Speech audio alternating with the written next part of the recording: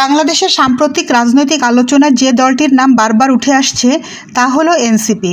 নানা আলোচনায় দলটিকে বড় রাজনৈতিক দল মনে করা হলেও বাস্তবে দলটি বড় নয়।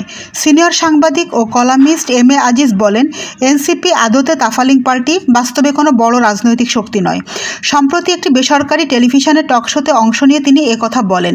এম এ আজিজ অভিযোগ করেন, দলটি শুরুতে কোনো নিবন্ধন ছাড়াই প্রভাব বিস্তার করেছে, যা সম্ভব হয়েছে কিছু প্রভাবশালী মহলের পরোক্ষ সহায়তায়। দলটিকে বড় বানানোর অন্যতম কারিগর হিসেবে ছিলেন ডক্টর মোহাম্মদ ইউনূস।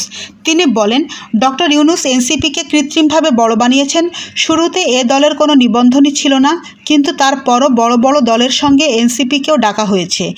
এখন যাদের টেবিলে বসিয়ে প্রস্তাব আনা হচ্ছে তাদের 4 ভাগের 3 ভাগই 1-11-এর সময়কার ফ্যাসিবাদের অংশ ছিল। এই নামগুলো যখন সামনে আসবে তখনই গোলমাল শুরু হবে। চট্টগ্রামে এনসিপি নেতার চাঁদাবাজির কথোপকথন প্রসঙ্গে আজিজ বলেন, চাঁদাবাজি এখন যেন জাতীয় সংস্কৃতিতে পরিণত হয়েছে। কেউ একে বলে হাদিয়া, কেউ ডোনেশন, কেউ বা বলে অনুদান।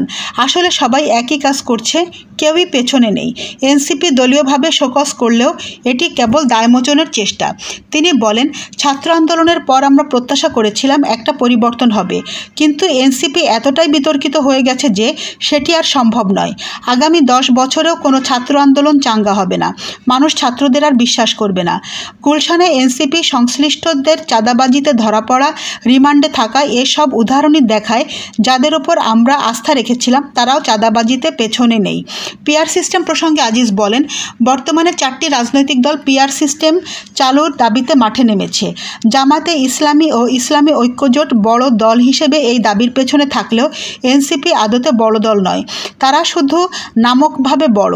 তিনি অভিযোগ করেন, বেলজিয়ামে পিআর সিস্টেম চালু হয়েছিল, এখন দেশটি ভাষা ও অঞ্চলভিত্তিক বিভক্ত হয়ে যাচ্ছে। ভারতেও পিআর সিস্টেম নেই, কিন্তু তারা অনেক বেশি পরিণত গণতন্ত্র। আমাদের দেশে এই সিস্টেম বাস্তবায়ন হলে আসন কেনাবেচা বাড়বে। নয়নতারা নিউজ, ঢাকা।